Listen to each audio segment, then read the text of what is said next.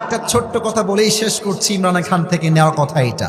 উনি বলেন, कामयाब वो नहीं होता जो बहुत बड़ा एजुकेटेड पर्सन है, कामयाब वो नहीं होता जिसके पास बहुत सारा पैसा है, कामयाब वो नहीं होता जिसके पास बहुत बड़ा घर है, कामयाब वो इंसान होता है जिसके अंदर बहुत बड़ा सोच और बहुत बड़ा ख्वाब होता है।